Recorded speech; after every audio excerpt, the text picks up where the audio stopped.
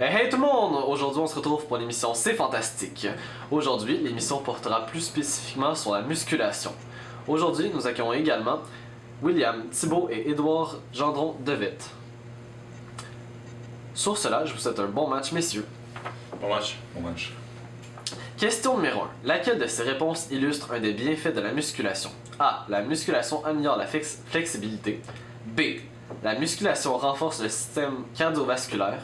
C. La musculation améliore la coordination. Et D. La musculation prévient les douleurs chroniques au dos. Je vous laisse environ une dizaine de secondes pour réfléchir et choisir votre réponse. J'ai déjà ma réponse. D'accord? Je crois que la musculation améliore la flexibilité. Donc vous choisissez la réponse A. Exactement. Moi, j'opterais pour la réponse C. D'accord, donc vous choisissez la musculation améliore la coordination. Eh bien, je vous apprends, messieurs, que vous avez tous deux tort, car la bonne réponse était la réponse D. La musculation prévient les douleurs chroniques au dos. En effet, la majeure partie des douleurs au dos sont d'ordre musculaire. L'entraînement en musculation de quelques muscles suffira à prévenir les douleurs chroniques que nous voyons fréquemment apparaître chez les gens dans la quarantaine. Les muscles en question sont les abdominaux, les dorsaux et les lombaires. Passons à la question suivante. Comment la proprioception peut être utile? A. Elle nous rend plus forts physiquement. B. En améliorant notre proprioception, on réduit le risque de blessure en améliorant ses réflexes. C. En améliorant notre proprioception, on améliore notre VO2 max.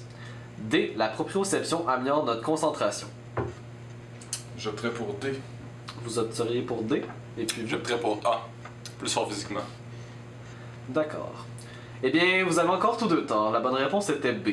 En améliorant notre proprioception, on réduit le risque de blessure en améliorant ses réflexes.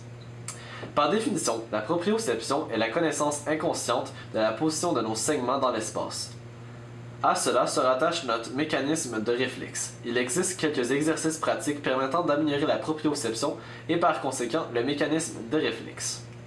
Passons à la question numéro 3. Quels sont les principaux muscles sollicités par le gainage? Les fessiers et les biceps. B. Les pectoraux et les épaules. C. Les abdominaux et les dorsaux. D. Les mollets et les quadriceps. Les pectoraux et les épaules. Les pectoraux et les épaules, donc la réponse numéro B. Et pour vous, Édouard? Les abdos et les dorsaux. D'accord. La bonne réponse était C. Le gainage est un entraînement qui sollicite les muscles de l'abdomen et du dos, qui aide à renforcer le tronc et maintenir la colonne vertébrale. Donc nous avons 1 point pour l'équipe rouge et 0 pour l'équipe bleue. À partir de quel âge peut-on commencer à travailler la force musculaire chez les hommes? A. Il n'y a pas d'âge. B. De 12 à 18 mois après le pic de croissance. C. Début vingtaine. Il n'y a pas d'âge pour ça. Il n'y a pas d'âge pour ça? Non. Et vous, monsieur? Début vingtaine. Début vingtaine? Eh bien, vous avez tous deux tort. On doit commencer à s'entraîner pour notre force musculaire à partir de 12 à 18 mois après le pic de croissance. Après le pic de croissance, le niveau de testostérone est plus élevé et le corps est plus favorable à un entraînement en force. Parmi ces mouvements, lesquels est un mouvement fonctionnel? Faire des biceps avec des poids libres, du bench press, un squat. Bench press. Bench press aussi. Donc les deux la réponse B.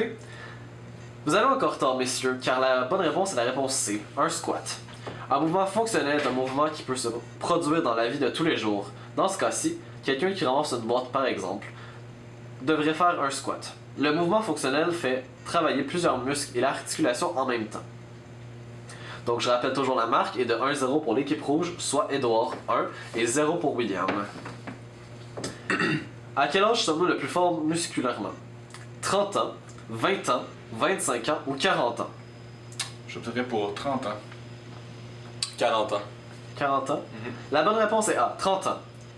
Donc, William a un point maintenant, et c'est égalité à 1 à 1. Pour l'explication, l'homme et la femme obtiennent en moyenne leur pleine maturité musculaire à 30 ans. Qu'est-ce que la forme maximale volontaire? C'est un synonyme de VO2 max. Correspond à la valeur maximale de la force produite par un groupe de muscles durant un effort maximal, ou bien C, correspond au plus gros effort musculaire qu'une personne peut faire dans sa vie. Je vous laisse environ 15 secondes pour réfléchir à cette question. Je crois que ça correspond au plus gros effort musculaire que quelqu'un peut faire dans sa vie. J'opte pour la même question. vous optez pour donc la réponse C tous les deux, eh bien vous avez encore tort, car c'est la bonne réponse est B. Sur un effort musculaire d'intensité maximale, la plus grande valeur de force obtenue correspond à la force maximale volontaire. Quels sont les différents types de muscles? Squelettique flectique lisse, squelettique cardiaque lisse, cleptique cardiaque ou chronique? J'opte pour la dernière réponse. La réponse C Moi aussi. et la réponse C. La bonne réponse était A. Squelettique, flectique et lisse. Quel pourcentage de poids des muscles représentant par rapport au poids total du corps humain? 40%, 50% ou 60%? Je dirais qu'en moyenne, c'est 60%. Là, c'est sûr de ma réponse.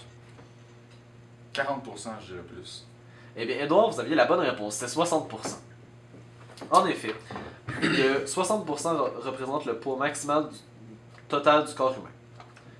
Combien de muscles de notre visage sont nécessaires pour nous faire sourire? 13, 17 ou 21? 21, je semblerais. 17. La bonne réponse, messieurs, et quand vous souriez, ça prend 21 muscles. Donc c'est 3-3 la marque présentement. 2-2. 2-2? 2-2, je crois. Non, c'est 3-3, messieurs. D'accord, ok. Toi, Ah, pardon. Mon erreur. ça joue fort. Ça joue fort, c'est vrai. Combien Ça de joue fort, muscles notre visage sont nécessaires pour froncer les sourcils? 43, 54 ou 67? 54.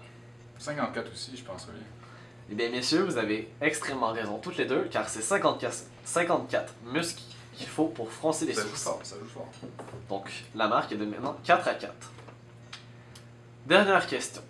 Certains diront que la langue est le muscle le plus fort de notre corps. Au total, combien de muscles se retrouvent dans notre langue? 3, 8 ou 12? J'ai pris pour 8, puisque ce n'est pas le muscle le plus fort du corps.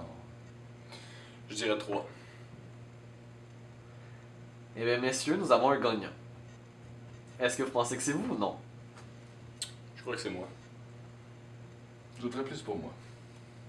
Non, vous êtes un peu individualiste. Un peu. Un peu. Eh bien, la bonne réponse, c'est l'équipe bleue. L'équipe bleue est William. William Thibault, je vous déclare gagnant de l'émission d'aujourd'hui. C'est fantastique. Félicitations. Excellent game. Bon match. À la prochaine. Sur ce, avec ces belles félicitations entre nos joueurs d'aujourd'hui, je vous souhaite une bonne fin de semaine, car notre émission se termine un vendredi soir, puis la semaine prochaine, notre émission portera sur l'enfance et l'adolescence, une période difficile dans notre vie. Au revoir.